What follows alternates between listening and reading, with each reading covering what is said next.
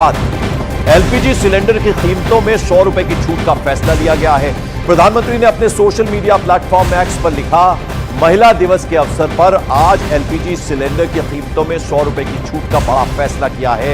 इससे नारी शक्ति का जीवन आसान होने के साथ ही साथ करोड़ों परिवारों का आर्थिक बोझ भी कम होगा। ये ट्वीट पर लिखा है प्रधानमंत्री ने।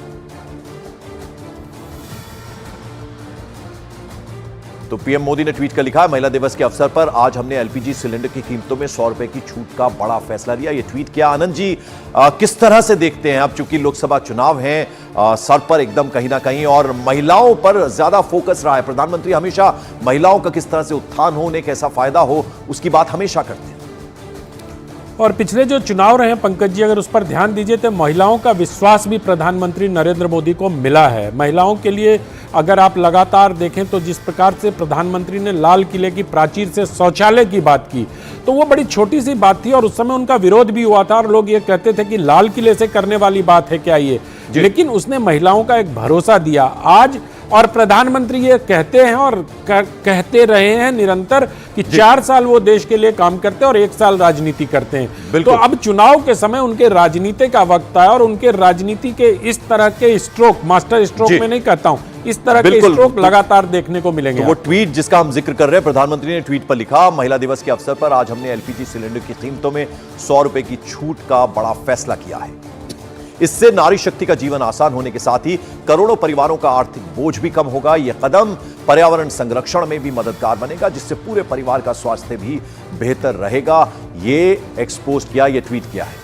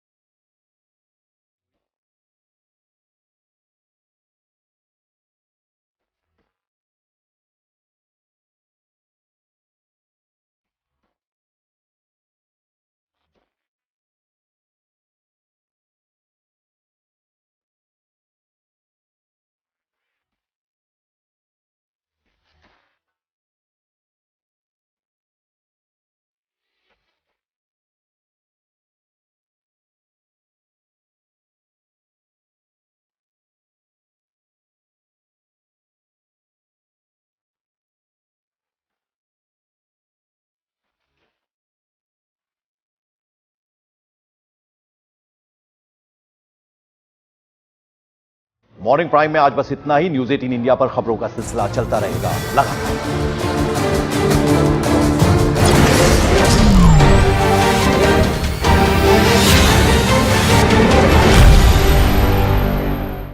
सरदार पटेल की ये कांस्य प्रतिमा प्रमाण थी कि भारत दुनिया के सबसे ऊंचे स्टैच्यू को बनाने का दम रखता है।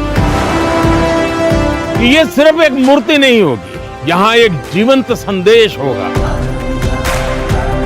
स्टैच्यू ऑफ यूनिटी, एकता का प्रतीक, आज रात 8 बजे।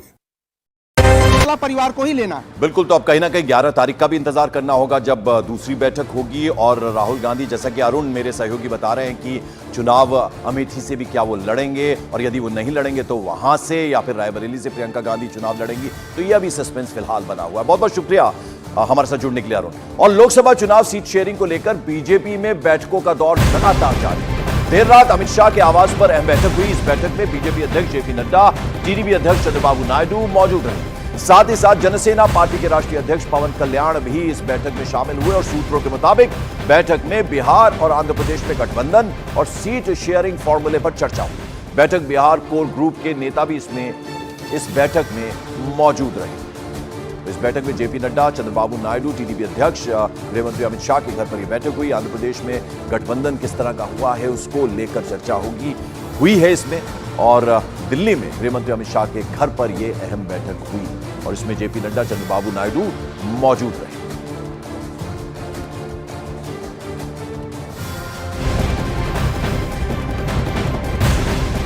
और उधर दिल्ली में एलजेपी अध्यक्ष चिराग पासवान ने जेपी नड्डा से मुलाकात की। इस बैठक में बिहार में सीट शेयरिंग को लेकर बातचीत हुई।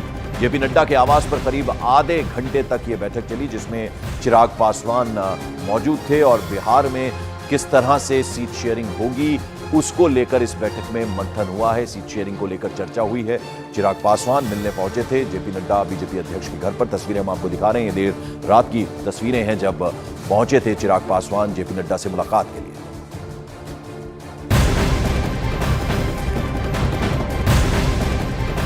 मॉर्निंग प्राइम में अगली खबर, लोकसभा चुनाव से पहले मोदी सरकार ने बड़ा तोहफा दिया। केंद्र सरकार ने पीएम उज्ज्वला योजना के तहत दी जाने वाली सब्सिडी की समय सीमा को 1 साल के लिए बढ़ा दिया।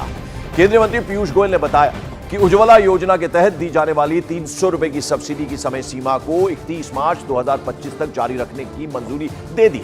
तो वहीं केंद्रीय कर्मचारियों के लिए 4% डीए बढ़ाया गया है। केंद्रीय मंत्री पीयूष गोयल ने कहा 49.18 लाख कर्मचारियों और 67.95 लाख पेंशन भोगियों को इससे फायदा होगा। साथ ही साथ केंद्र सरकार की ओर से कच्चे जूट का न्यूनतम समर्थन मूल्य यानी एमएसपी भी बढ़ाया गया है, जिसमें 285 रुपए प्रति क्विंटल की बढ़ोतरी की गई है। तो वहीं एआई मिशन के तहत 10,372 करोड़ रुपए के व्यय इंडिया एआई मिशन प्रधानमंत्री मोदी के नेतृत्व में मंत्रिमंडल की बैठक में मंजूर कर दिया गया है। तो एक बड़ा तोहफा केंद्र सरकार की तरफ से, मोदी सरकार की तरफ से दिया गया है।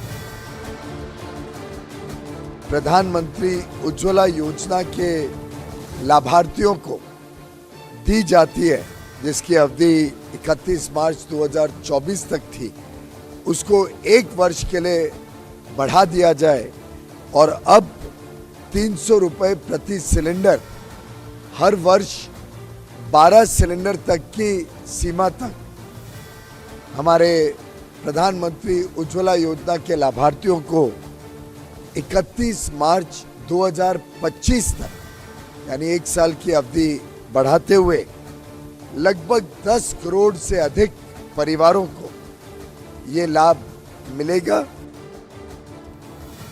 मंत्रिमंडल ने केंद्र सरकार के कर्मचारियों को जो डीएनएस अलाउंस मिलता है और जो पेंशनर्स हैं जिनको डीएनएस रिलीफ मिलता है, इन दोनों में 1 जनवरी 2024 से 4% की वृद्धि करने का निर्णय लिया।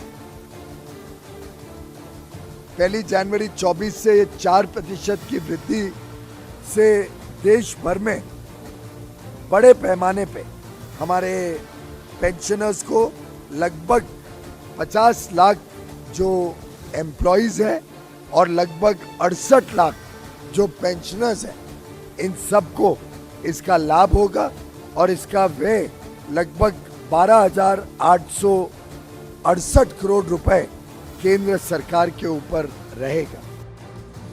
और कैबिनेट के इन फैसलों पर प्रधानमंत्री मोदी ने सोशल मीडिया एक्स पर लिखा है, कैबिनेट का एक महत्वपूर्ण फैसला जिसमें भारत की नारी शक्ति को लाभ होगा और धुआं मुक्त रसोई सुनिश्चित होगी। देश भर के अपने किसान भाई बहनों के कल्याण के लिए हम प्रतिबद्ध हैं।